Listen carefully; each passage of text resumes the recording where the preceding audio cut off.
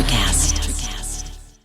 I would just give an example to highlight this, right? Mm-hmm. I, Harrison, the individual human, I want to show up in my fullest presence, right? In my fullest radiant godliness. But if I, Harrison, am also becoming identified by my limiting beliefs of unworthiness, my childhood trauma of rejection, my suppressed emotions of guilt and shame, each of those aspects clogs up my ego. So now it's blocked or it's compressed. And now my individual expression is not the godliness, it's those unprocessed shadows. And now they're being expressed rather than the essence. Welcome, beautiful souls, to season 2 of the Cosmic Love Antenna with your host, Harrison Ma. I invite you on a mystical voyage from the intellect to the soul, delving deep into the mysteries of love's spiritual essence and its unfolding. This podcast celebrates the peeling back of heart layers, revealing profound lessons, interviews with spiritual seekers, and practices to open your heart to love's infinite wisdom. Good afternoon, evening, morning, beautiful, loving beings. Welcome back to the Cosmic Love Antenna and a special rebroadcast, chat, and conversation. These episodes are for the people that are new, chances and opportunities I had to speak on other platforms with other hosts around topics that I know are going to bring you some value and insight. Today's chat was on the Divine, Messy Human podcast with my beautiful, loving friend, Amanda Kate. We talked about all things divine, cosmic love, the spiritual journey, moving through ego layers, spiritual bypassing, connecting back to the heart, integrating shadows, and so much more. I hope this brings you value today. If it did, please go check out Amanda and her show. But regardless, please enjoy and expand into that powerful heart space. Oh, I love it. We connected through your podcast, actually, and just had such an incredible conversation. Yeah. So I was desperate to, introduce you to my audience and just have another conversation because it was a great deep dive. So talk to us a little bit about how you got into what you're doing now. So when we were talking about this as we started to record, right? For me, it's becoming more of a necessity to show up as more of me, right? I think is the simplest way to answer that question. And as I was moving through a lot of dark nights of the soul in my early to mid 20s, I had moments where I had the choice to step in. But when I say I had the choice, it felt like at the time I was kicking and screaming, right? I was being pulled. I've explained it on my show. I went through a lot of pain around, being deported, with things being taken out of my world that I thought identified me, all the ego stuff. And I very quickly saw that there was a light inside of me that wanted to be expressed, like as we all have. Yeah. So I got into this work purely from a space of, what is that light? What is it inside of me that wants to be expressed? And 4 or 5 years later, it's where I'm at now. I love it. It's really interesting that you sort of mentioned those wake-up calls and the dark nights of the soul. Yeah. Explain a little bit more about that for people who don't quite understand what they are. I actually did one of my early episodes on dark nights of the soul because I think there's a lot of misinformation about them. So how do you describe them? How do you experience them? Yeah. So I just want to say I'd recommend people go listen to our chat on my show because you shared your dark night of the soul with me. And I think it's a beautiful example of, what this is. And I'm happy that you did an episode on it. So put simply, it's when the ego masks or the ego personas or the ego identities that we have held for so long as our truth are suddenly taken away due to God, divine source, higher calling, coming in and I won't say being impatient, but really lovingly encouraging us to see the light, right? And the darkness comes from, and the pain comes from us not wanting to let go, right? I don't want to. So as an example in my life, right, I didn't want to let go of the boy or the young man that identified himself as how much he could drink or how many drugs he could take or how many women he could sleep with. And when that was taken away from me, there was a lot of pain there. There was a lot of, what the hell do I do? Yeah. Who am I without this? Yeah. And it's that real crisis of who am I? What am I? What is the I? It gets into all that existential questioning. And it's interesting because I'm actually, funnily enough, coming out, well, maybe I'm coming out of another one now. So the last couple of months I've been going through another stripping back. And I think that's one of the things. You mentioned the onion layers in your bio. And sometimes I think it's the best way to explain it. And sometimes I think it's really misleading. Because there is no middle to that onion. No. So talk to me about how that sort of feels for you, that peeling back, how you use that analogy. Well, I start by saying what you're saying is helping people to see that their value, their worth, their identity that you were just alluding to is in the peeling itself, right? It's not in another destination. Because if people listening, it's easy to fall into a trap, because I fell into this trap. Once we start to awaken and connect to our divine presence, divine source, higher power, whatever you want to call it, we then fall into the trap of the spiritual ego. And what the spiritual ego does is it defines its identity through this awakening process, i.e., I'm going to awaken to some point in the future where I've ascended into Christ consciousness. I have a halo above my head. And I'm now, that's my goal. That's what I'm going to be. And then I'll be good. Yeah. But that too is that's another ego persona. That's another ego destination. So going back to your question, I define the layers, the onion layers, as, it's the process. If we can fall in love with the becoming, then that's the unlock, right? That's the unlock in that whole process. Yeah. Oh, absolutely. I love that. Fall in love with the becoming. I think so often it's in that happiness of pursuit, going, oh, I'll be happy when, I'll be happy when, I'll be happy when, I'll be happy when. And you're right. If we're not happy along the way, we're never going to be happy when. That makes so much sense, doesn't it? When it's said out loud, you're like, oh, yeah. Yeah. Well, and you remember that, much like most things, happiness too is not an outside dependent component. It's in you already. Yeah. You don't do a thing and get happiness. You bring happiness to the thing. Beautiful. I love that. Yeah. So when you talk about ego, how do you define that? Because there's lots of different people define this in different ways. How do you define ego? Good question.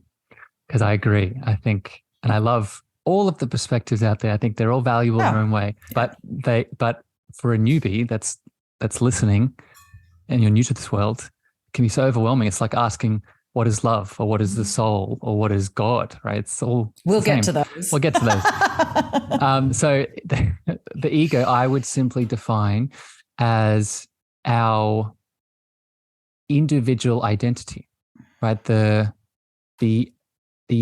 human expression of this eternal spiritual being that we are, right? And it is a lens of godliness, right? It is a way in which the oneness that is all of us can express itself in a human individual form. That's probably the simplest way I could describe it. Yeah.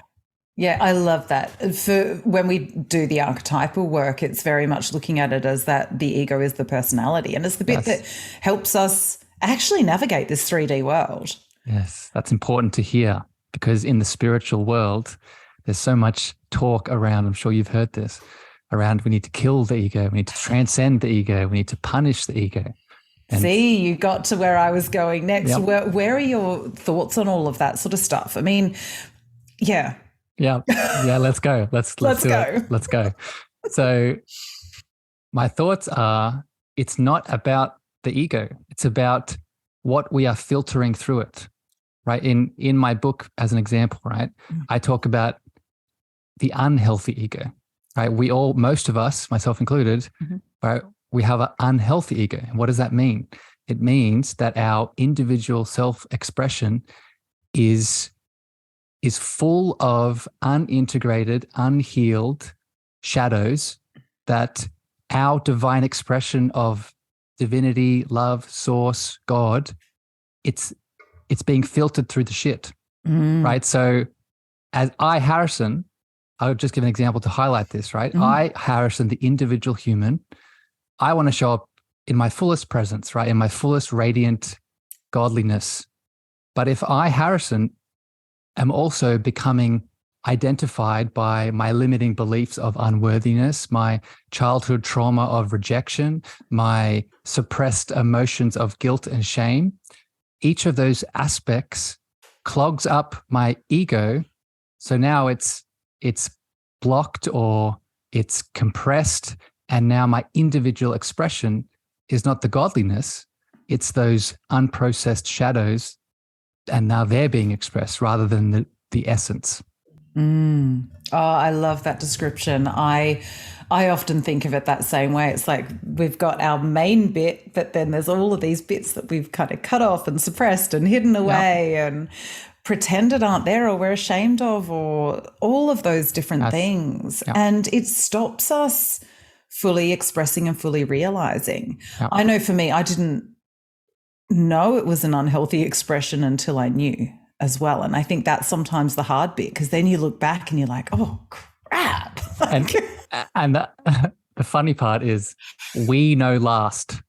And what I mean by that is we're projecting through our ego, whether we are conscious, this is so important to hear, whether we are consciously aware of it or not.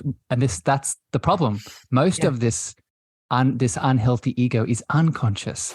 So what does that mean? It means that this is showing up in our external world, right? It's showing up in our relationships, right? It's showing up as that those partners that keep rejecting you, keep abandoning you, keep showing up as unhealthy. And it's not them, right? Yes, they have their own shit, but why are they in your world? Well, it's because you're attracting from this unprocessed place. Yeah. Absolutely. Absolutely. And it can be so hard to work out, you know. Although I have this theory, and I want to hear what you think about it. You know, we talk about that mirror world and the fact that, you know, the outside world reflects the inside world and vice versa. Yep. Now, I have a couple of examples in my life where I go, it was more used for me, certainly, as like a confirmation that I was on the right track. And it felt very much like I needed to learn a lesson for them, or not for them. But so I'll use the example. My ex-husband was sending me some delightful emails right through our marriage, but also then through the divorce process, about how I was a terrible mother and a horrible role model for the children and all of that. Now, the first time I read it, I was like, oh my God, you know, devastation, all the things. Then I actually worked out, if I read it as though he was writing it to himself, it made more sense, because I know I'm not a terrible mother. Even at my worst, okay, I've traumatized my kids, hand up, because that's my role in life, really. Let's face it, as a human being, we are going to create trauma patterns in our children. Sucks to know. However, we've got to accept it. Yeah. And so I think sometimes we've actually got to hold the mirror back at some people who are projecting their stuff on us, because we don't actually need to own that. We need to recognize the projection. And so, yes, while we are experiencing it from our human perspective, I think sometimes it's also that we need to learn and recognize that that's a time that we need to turn the mirror around and hold it back to face them. What do you think of that? Because I've had some people agree with it and some people go, yeah. And I figure it's all just different expressions of the same thing. But So, and I love this. I love how we're getting into the nuances of this, because this is where nuances is where true wisdom lies, in my opinion. I think you're 100% true. And what you're 100% correct. And what you're describing is the difference between the law of reflection and the law of resonance. So we are always reflecting. There is always a reflection for us. The question is that reflection something we need to heal, or is that reflection something we've already healed and we can acknowledge it as a truth that's now in us that we can support others with, right? And that's, your example highlighted that. So both are happening, right? How you learn. So the law of reflection, I would count as that's when something is reflected that we need to heal. It's a trigger, right? And we know what that feels like, right? So you see something in someone and you feel a heaviness, or you feel a tightness, or you feel a reaction. That's something unhealed. But if you see something in someone and you're expanded, or you're excited, or you want to love on them, like in your example, that there's still a reflection there, but now it's resonance, and you've most likely done this lesson before, integrated this lesson, and you have love to give the situation, the external situation. I love that description. I think that is so perfect. Yeah. Because we need awareness. We need awareness, right? Yes. And I think that is so important. Now, you mentioned at the very beginning, because I'm going to circle back to that a little bit, you said about the callings, how you were getting callings, and, you know, I remember batting away a number of my callings.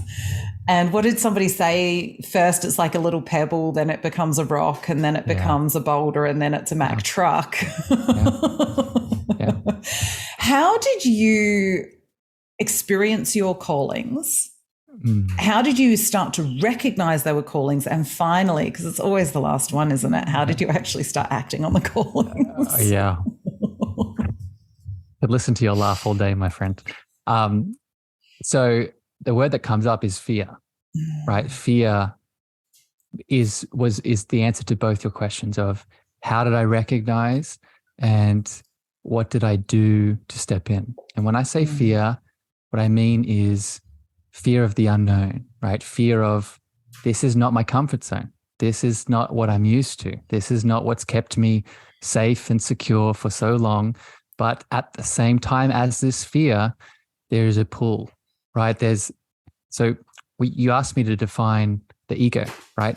The flip side to the ego is our soul, is our eternal spirit, is the place that calling is coming from. And how we recognize that is, it's not just the pull we feel, but we feel expansion, right? We feel lightness. We feel, and this is hard to put a sensation on, but I'll describe it anyway. We feel an urge to take the step, and we will be supported in it. Okay, so it's a combination of this reactionary fear of, I can't do that, but then a simultaneous knowing inside of you that you don't need to know all the things. You don't need to have this perfect. You don't need to even have the logical steps formulated. There's just a knowing that this is what needs to be done, and you'll be supported through it. Oh, I love that. It's interesting because so many people, when I've been a guest on podcasts, have asked me or said, you're so brave for leaving your marriage. And I was like, there was no choice. No. And it was that knowing, and I'd had the knowing for such a long time that I had to do it.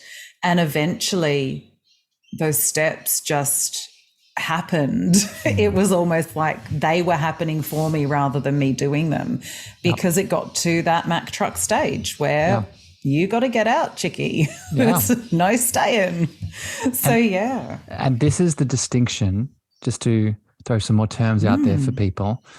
This is the distinction between our free will, which we're usually making from our unhealed ego, versus our divine will, right? Our divine will is the consciousness of God, spirit, divine, that's in us, that is encouraging us to make steps without us knowing the answers.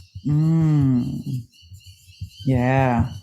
That's beautiful. I feel like that's how I've lived my last 7 years. Yeah. I used to say that being on I still say that being on the spiritual path is like, I don't know if you've ever been on a stage where there's the dry ice going across and you can't quite see the stage. It's a little bit like that, and you're just taking steps, hoping to hell there's still stage there, and you're not going to end up in the orchestra pit on your face. That's it. Right? It's my favorite. I share this on podcasts all the time. Right? It's my favorite Rumi quote. Right? The way appears once we start to walk it. Right? So it's that beautiful image that you just described. The thing that wants the certainty, the thing that wants the perfection, the thing that wants the whole path to be seen before we take the step is not our spirit, right? It's our ego that most likely from unhealed wounds wants it to be perfect so we don't get hurt again, right? So we don't get abandoned again, so we don't get rejected again, so we don't, but if we start to heal those wounds, then we can allow that spirit to actually guide us more. Yeah, absolutely. So you mentioned before about the physical body and the reactions that are going on. The more you've followed the divine will, talk to me about how your relationship with those have changed. In terms of the body responses that are coming up. So this is an interesting one because it's so deep, right? In my journey, for me, this is like a new thing, right?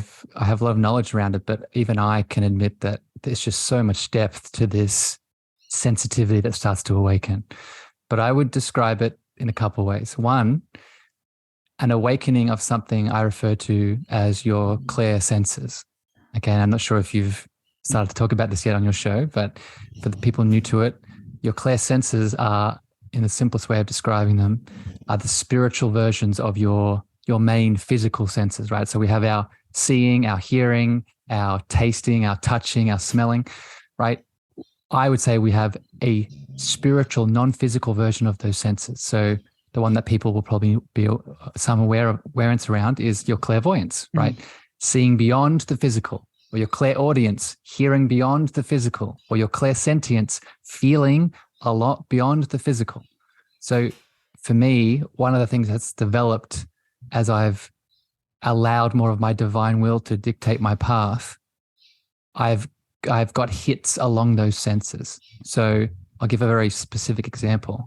My clairsentience has become more active. And for me, what that looks like is chills along my skin, right? Or goosebumps when particular messages come through, or sensations, clear feelings along my skin that affirm a spiritual nudge.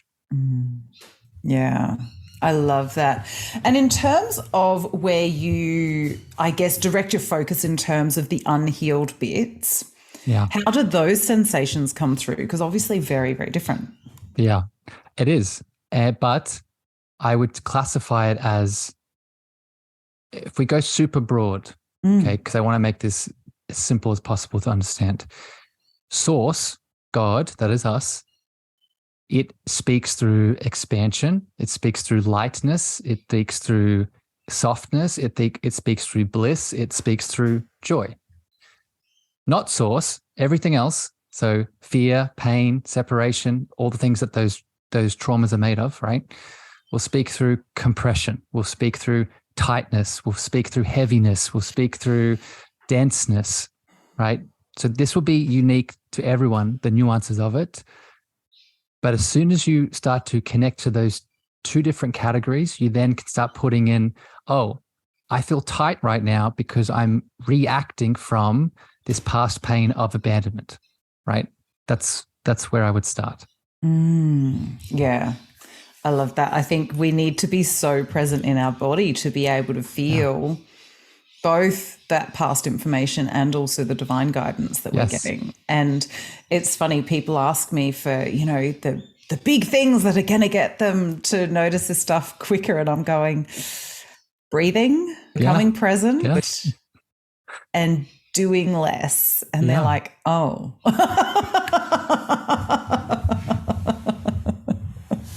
Damn it. It sounded so easy. And I think, what comes up when we start talking about this, especially in relation to the body, is this is also why it's so important along this awakening path to not fall under the limiting belief that the body needs to be transcended, right? This is, I've done a few episodes on this on my show. There's, in all of the world teachings, you can find at least one piece of, in my opinion, dogma that says the physical body must be left behind if you wish to awaken. And if you have been listening to anything we've been saying thus far, that doesn't jive, right? Because how do we experience spirit? How do we heal the things that need to be healed? We heal it here and now, presence, like you said, but we heal it here and now through the body. Yeah. And I think that is such a vital piece of the puzzle. The same way that we desperately need the ego, we also desperately need the body to be able to experience a full human experience, which is what we've chosen to be. So all these people that talk about that 5D ascension and all of that, it's going, you've got to be appreciating and loving the 3D. Yeah. To be able to experience that multidimensionality that is that spiritual world. Yeah. But also, how then do we bring that spiritual awareness and information into the 3D so that we can live it? Yes. Because this is where we've chosen to be. Yes. Otherwise, we're just denying it and bypassing all the hard stuff. Could not have said it better myself. I think it's so interesting when we start to look at that spiritual bypassing, because let's face it, it's a place that we've all got to go through on that awakening journey. So what were some of the bypasses that you took to get to where you are now? Because I do find it really interesting. People have only really started talking about spiritual bypassing in my awareness in the last, couple of years-ish. Yeah. And I think it's so vital to start recognizing where we are at, or some of the ones that we're folly to. Yeah. So there's a big sigh there, because it's not an old thing for me. It's a current thing. Like it's because you're human. I'm human, right? And I catch myself in this, like on a weekly where I'm doing it. Oh, that's what you're doing. So I guess I'll give a general example of something I often do. It's in the feeling of the feelings. And what I mean by this is, let's say I'm going through something traumatic, a relationship ending. That's something recent in my life. And there's a lot of grief coming up around that. It would be easy for me, and I do this, to jump on my mat, connect into my divine source, get to those 5D heights, as you said, and feel great, connect to the oneness, right? As a lot of the mystics say, connect to God, right? But I've found that I'll be good on the mat and I'll feel great, and then I'll get back into my day, and very quickly I'll get back into the same niche or the same groove of sadness, anger. And it's because I have gotten to the heights, but I didn't address the reason for the grief, or the reason the sadness was coming up, or the old rejection, abandonment wound that was needing to be soothed. So I experienced this in my life when I ignore the feeling of the feelings, right? Because I just want to feel good. Yeah, that is a beautiful example. It really is. I often see it. I haven't done this one myself so much, but it's that always putting the power outside of yourself. And whether that be the latest guru or the latest book or the latest whatever it is, course that we need to do to heal us. It's interesting. I went through it, I guess, quite early on.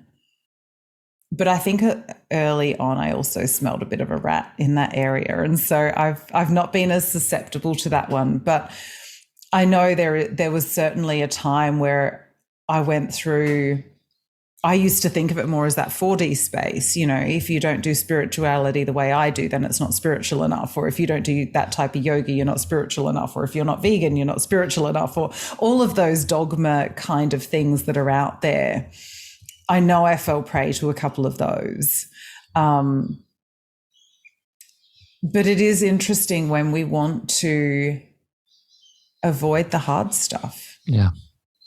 Well, for me, this is where I practice the spiritual tool of compassion, surrender, and acceptance, because I know I avoid the hard stuff because it comes from not wanting to be hurt again, right? It comes from not wanting to be in pain, or it comes from and I truly believe this, when we break down all the shadows, right, all the different traumatic components, they all come down to fear, right? So there's some fear there within me that's causing me to bypass in whatever example I'm applying. So a tool that I use when I catch myself in the bypassing is loving myself or accepting myself or surrendering into myself with that fear, right? Not letting myself ignore it, not letting myself become it, but really surrendering, accepting, and loving through it. Okay, here's a big juicy one for you. What does surrender mean for you?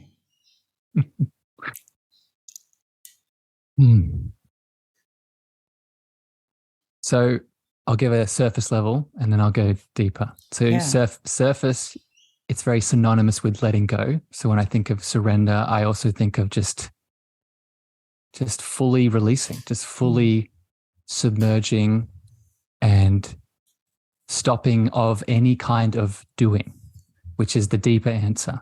I connect surrender to the divine feminine, the divine feminine that is in my heart, right? For new people to this, I don't mean male physical, female physical. I mean the divine feminine spirit that is in each of our hearts, right? We have a divine masculine, we have a divine feminine. Most of us, myself included, we ignore our divine feminine. So when I surrender, I'm allowing myself to be held within my divine feminine heart, right? The way that I visualize this is the heart of God that's inside of me. In that moment of surrender, I'm giving myself permission to submerge into that love, right? Without any pushing, forcing, doing, attachment, expectation, nothing. All I have to do is just give myself permission to let go into it. Yeah. I find surrender, it was one of the most challenging things for me to both do and to put words to. And it still is, because it's not a giving up. It's so much more active than that in its beingness. It's not a giving up because it contains everything, right? And what I mean by that is, I like to give this example, connecting back to the divine feminine I was explaining. When you look at a pregnant woman on the couch and she's not showing yet, and she's just sitting there, it'd be very easy for us on the outside to say, there's nothing going on. She's being lazy, she's sitting around, and there's no creation coming from that lazy person. But in reality, what's happening? She's creating the purest, she's connecting into the purest essence of life. There's something from nothing growing into something. And that is our divine feminine surrender. The voidal, last thing I'll say is the voidal consciousness of the feminine inside of us. It holds it all, right? So I just say this to all the people out there, myself included, that have that limiting belief of doing is the only value, right?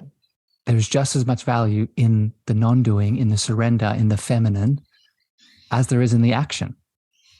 Oh, absolutely. And it's interesting because in the first 8 archetypes, there's 4 that are more feminine and 4 that are more masculine. Yeah. And it's very interesting, even though a couple are androgynous, they're more leaning one way or the other. And it's interesting with that balance, because we need to go through that flow. And archetypally, the father cannot become the father until the mother has birthed a child into the world, so that there is something for them to protect and serve and look after. So we need to do that being and the creative part first. And what we want to do is rush to that masculine, let's go. Well, and this connects back to something else you said earlier, the attaching of our power to something outside of us.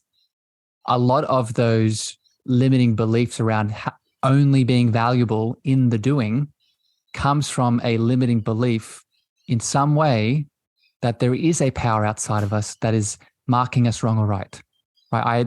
You speaking about archetypes, one of the major archetypes is the Imago Dei archetype. And this, for people that are new to this is our relationship to a higher power, right? Simply stated, is your higher power inside of you or is your higher power outside of you? Depending on how you answer that question, if you answer it, it's outside of me in some form, then there's going to be a piece, most likely unconscious in you, that's going to be striving all the time, right? Striving in what? The doing, the acting, because you are unconsciously afraid that if you're not doing, not acting, you can't have the power. Yeah, that is huge, isn't it? Oh my God. That is a beautiful way of you saying that. I love that. That's opened up a whole different set of pathways. Yes. I love that question. Yes. Because I often ask people, I'm working with people from obviously varying levels of spiritual awakening and awareness, and some aren't on the path at all. So again, we've got to, fit the language to the situation. But I often say to them in a similar vein, at what age did your children become unlovable? And they look at me like, you're insane. Or they'll cry and go, they're not unlovable, whatever. Yeah. And then when I ask them, so what age did you? They're going, about 3, 4, whatever. And I'm going, should we just look at the answer to the other question? Yeah. And so often we carry those stories of the unlovable unworthiness because we are striving so much for that acceptance outside of ourselves rather than going in for that love and acceptance and honoring that within us. Interesting. That's a beautiful way to put it. And this is why I love talking to different people about it, because everybody uses different language. And even if it's the same concept you've heard however many times, that's sometimes why certain words just go clink, clink, clink, and all of the cogs go together. I would say, yes, it's the words, but I would also say it's the person's unique expression, right? Because we're all unique expressions of the oneness of God, right? Of that same power we're just speaking about. And we all have our own unique flair, even if we are saying, as you said, all the same things, right? That's why in my world, if you look through my reading list, I have all of the big speakers out there, right? From the Eckhart Tolle to the Wayne Dyers to the Abraham Hicks to the, all of them. And if you've been around the block, they all say the same thing. But as you said, they say the same thing from their unique expression. And it only takes that one moment where you open your heart to their unique expression to finally see the thing that you weren't seeing. Absolutely. No, I think that's incredible. And I really enjoy the way that you are able to put some of those things together. Yeah. It's awesome. So how do you, in your work, marry together the things that you've learned with that lived wisdom to obviously help all the people that you help? How do I balance those two things? Or how do you bring them both in and sort of, I guess, fishtail them, merge them and bring that unique expression? Yeah. I get out of my own way. I'm so happy that we've added the foundation of the ego in this chat now, because now I can refer to that. So I'll give an example. When I work with someone one-on-one, I used to, right? This is what I used to do through my ego.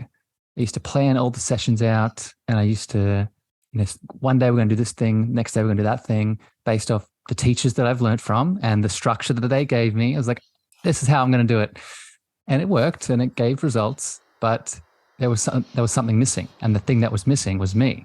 So what I now do is I still have all that knowledge and that awareness, but instead of showing up and just throwing the book at them and all the things that I know, I allow my guidance, right, my divine will to move through me in the moment, to not give all the things, but give the best thing that is needed in the moment, right? And this is so important to hear because, again, and this I'll just speak for myself, the reason that we usually throw the book at people or say all the things, it's coming from a place of insecurity. It's coming from a place of, I'm not enough, So I need to make sure I say all the things so this person thinks I'm enough. But if we put that to the side for a moment, remember that we've always been worthy, always been enough, always been lovable, then our presence moves through us, and it, in the context of coaching and supporting people, it will then give us the greatest need of the time.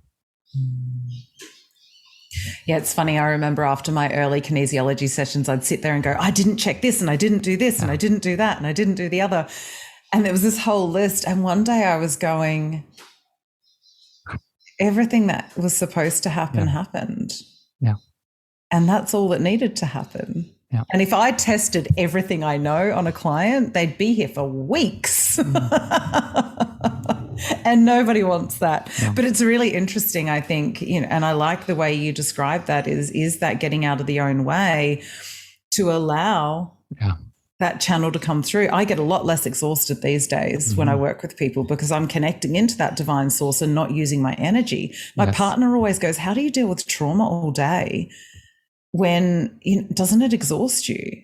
And I'm going, no, not at all. The only time it exhausts me is if I'm trying to do the work and I'm not supposed to do the work. Yes. And this is another symptom, going back to your earlier questions. How do we know we're sort of connected to that soul path and that mission? That's another symptom of it. It expresses through the body in a state of ease, right? It expresses through the body in a state of unbounded energy, unbounded potential, because that is the characteristic of your source. Your source has no limits, right? It has no restriction. Yeah. Oh, I love that. I love that. Oh, I'm going to actually go back to I think I closed it, I did. I was going to say your bio because there was a question in there. That was the one. You talk about the balance of the light and the shadow. Yeah. Explain a little bit more about that, because so many people want to talk about light workers and it's all love and light and all of those sorts of things. Explain to me why you talk about the light and the shadow. Well, another whole podcast we could do just on the value of the shadow and shadow work and holding the shadow. But I guess I'll just say, and this is one of the reasons at the start of my bio, I assert that I like to run with the wolves. In this example, the wolves are the shadow. And the reason that this is so important to see is another way that I describe source and God that's inside of us is love, right? That's why my show is called The Cosmic Love Antenna, but it's not any kind of love. It's unconditional love. So what does that mean from a practical lens of light and darkness? From a practical lens, no matter the component inside of me, whether it's light or shadow, it deserves the illuminated, unconditional love of my presence equally. Okay. And again, let's get super practical, just so we're sticking with it. If I'm experiencing my shadow coming up, I'm becoming it, or I'm projecting it, or it's causing me pain, the solution, as we said earlier, is not to bypass that shadow. It's not to ignore it. It's not to suppress it, but it's to meet it with love, right? To meet it with the love of our heart. Yeah. I think that's so important because, again, we can't just be love and light. No. It's got to be that multidimensional aspect of recognizing and loving our shadows. Yeah. And that's part of the reason for me, it's that divine, messy human. We do have the divine, but we've also got a lot of the messy. And I think while we're trying to deny and bypass that messy, we're just creating more separation within us. Yes. And I've been quoting you since you shared your beautiful book and that messiness, because that's the perfect example to describe this, right? I'll give an example in my life. When I have deep sadness wounds, shadows coming up, or deep inner child wounds, shadows coming up, it doesn't look pretty at all, right? It doesn't. I have ugly crying. I have all these things coming out, and in that moment, the God that is inside of me, its only role is to love that, right? It's not to try to make it look better, to pretend that this is any less valuable as my quote unquote enlightened state. But another word we used, it's to surrender fully into that moment itself. When you get into one of those states and it's feeling a bit stuck and sticky, what are some of your processes to shift and clear? Yeah. Because we have to acknowledge that humanness and the stuckness and the stickiness. Yeah. So this is the nuance of this. So my processes, I have many. My go-tos are getting out onto the land, getting out onto the ground. For me specifically, it looks like feet on the earth and sun on my skin. My other big one is the breath, but more specific, I teach my clients this. I have a chakra cleanse with the breath that I do, and I have, loving light coming into each of the senses and cleansing thought forms and emotions and all the things. And both of these processes have the benefit of doing two things: raising our frequency, which we need to do, right? We can't heal the shadow from the shadow, right? I can't heal my sadness while I still think I am that sadness. I can't heal my inner child wound if I still think I'm that inner child that's rejected. So we need to raise our frequency, but, and this is where we don't want to spiritually bypass, once we've raised with the practice, in my example, the breath, the earth, the chakras, then we hold the shadow from that place of higher frequency. Yeah. This is that process that I kind of call holing. And it's the word that I found through Sol Luckman's work, but I've been talking about it in different stages and different ways until I found that word. Because I said, I think the healing journey is us just going back and picking up all those pieces of us that we've lost and cut off and learning how to love them, learning to bring them back into the fold. Yeah. And I think that's exactly what you're talking about. We can't do that from being it. Yeah. We need to be able to raise up so that we can have compassion and empathy for it. Yeah, that's detachment, right? That's the whole process of detachment, right? We need to detach and create space from the identified, unhealed ego component so we can bring our presence of love to it, right? And I want to add something to what you're saying, like the pieces that of us that have been cut off. In this perspective, they are detached, but they're not cut off, right? Because this is why they trigger us, right? If I have this is in my book I refer to as a soul fragment, right? When I have, you keep using the examples we've been using. If I have an inner child wound of abandonment that I haven't healed, that's in my shadow, it's in my field still, right? It's a fragment that's in my field, and that's why I get triggered by it by outside people, because they pick up on it in my field. So an image that I can share with people is we're bringing those fragments that are in stasis, being triggered, we're bringing them back into our heart when we do that healing. And that image really supports people. Yeah, I love it. I always think of them, we've cut them off behind a big wall. Yes. But even though they're still in us and still part of us, it's like we're trying to build walls and go, that doesn't exist. Yeah. We just hide that away. Exactly. Yeah. Always comes out. Usually in unresourceful behaviors. That's a very politically correct way of saying it. Unresourceful behaviors. I like that. Yeah. It means that I'm not swearing quite so much, I love it. What do you think has been the biggest hurdle you've overcome in walking this path that you're currently walking? I think I haven't been asked that question in that way before. What comes to my heart is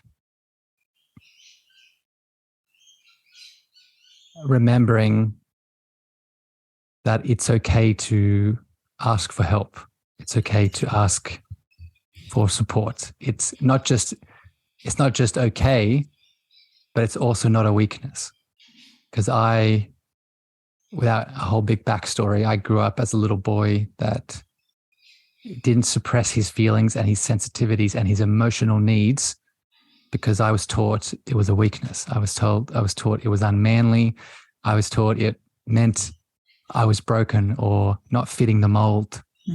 So as I've awakened and come to reconnect with my sensitivities and emotionality, one of the ways that old wound has displayed itself is in the divine need of needing support. It would come up and say, no, that's wrong. I'm broken.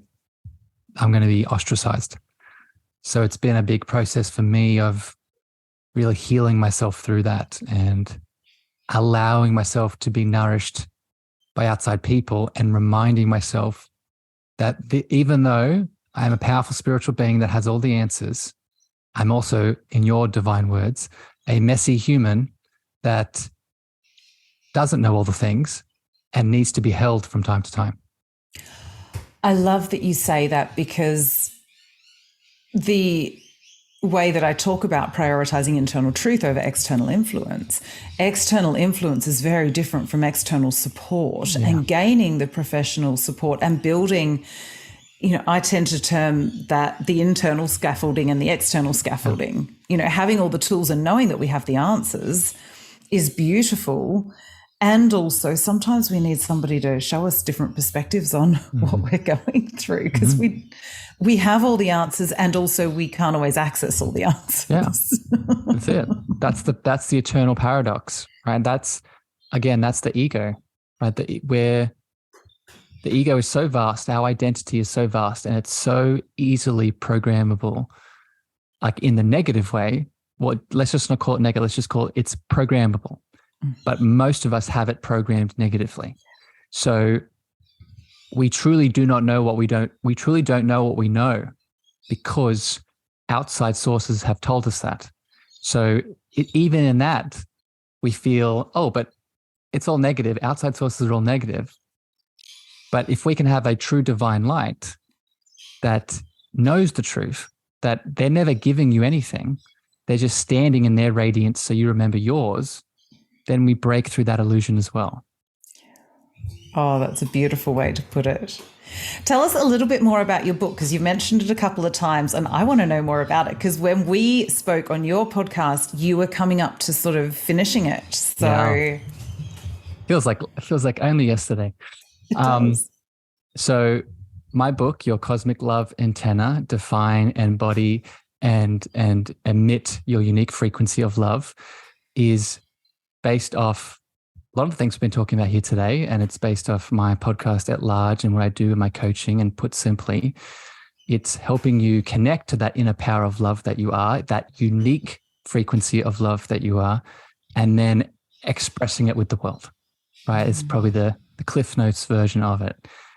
But what I go into when I'm mindful of in the book is talking about the how, right? Talking specifically, holistically about the how across mind, body, and spirit, right? How do we, as an example, like we've talked about today, how do we move through the mental, the unhealed ego, right? From a physical lens, how do we acknowledge that the body keeps score and that we can release and heal through the body, right? From a spiritual lens, how do we acknowledge that we are both that eternal reservoir of all the answers, but there's all these illusions that we still need to move through.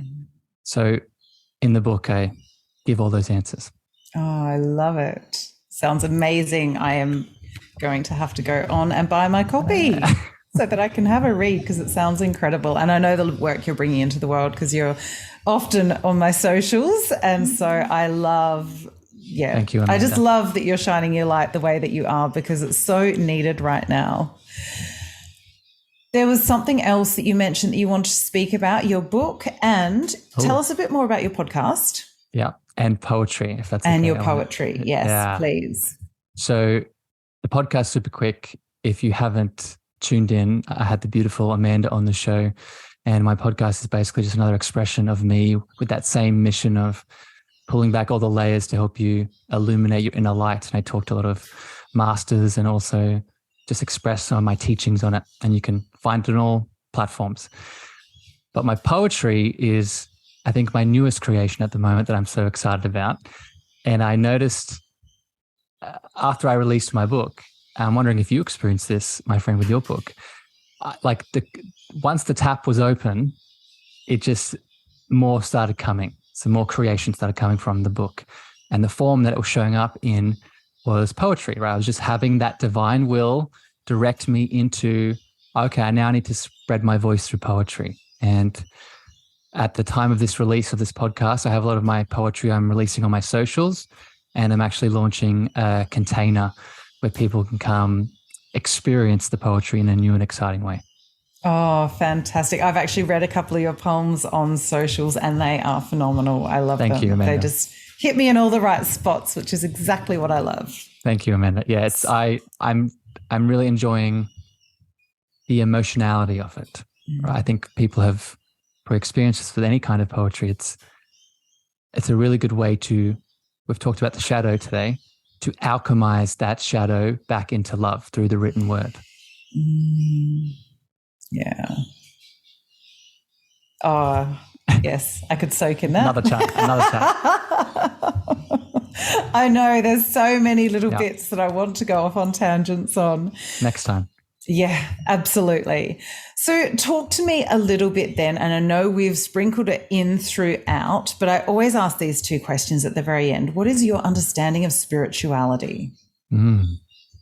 Well, short answer is everything we've talked about thus far. The concise answer is a connection to a greater whole, right? Bringing all that we are into unity, right? So you can apply that to any current situation, whether it's a physical challenge, mental, emotional, or deep spiritual wound, asking the question, how do I connect this back into my whole? How I would describe it, how can I love myself fully in this moment and connect it back into my heart space? Oh, I love that.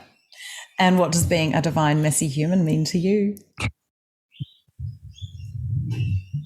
That I have permission to surrender, that I can let go and accept the current moment because I'm worthy, I'm enough, and I'm loved. Brilliant answer. What does permission mean for you? Because I think that's the first time we've used that word. Permission. Yeah. Well, I think it's letting go of any identity of influence that I have got stuck in that's outside of me, right? Because if I'm not giving myself permission, what's the opposite of that? It's I'm waiting because that thing, that person, that energy needs to change before I can do something. So I think permission, how I experience it is detaching from all of those things. Oh, I love that self-sovereignty. Yeah. That is absolutely brilliant. Oh, thank you so much. I could speak to you all day, honestly. But let's just finish with where everybody can find you. Yeah. So I just want to acknowledge you, Amanda. Thank you for holding me in your beautiful space. It's so nice.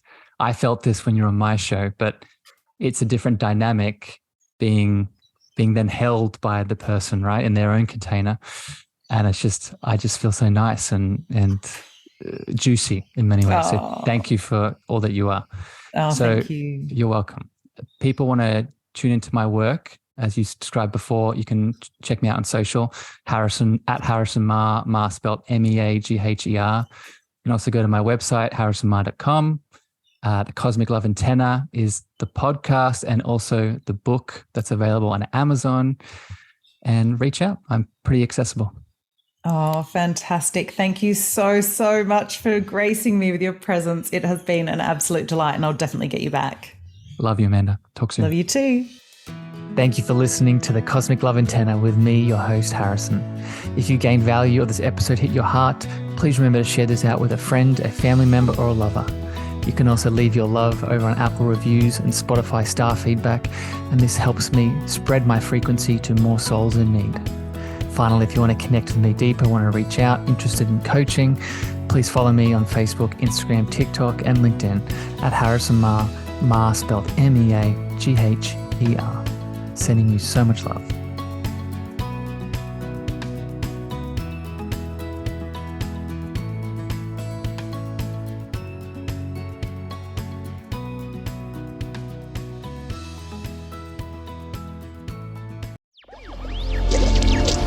Electricast.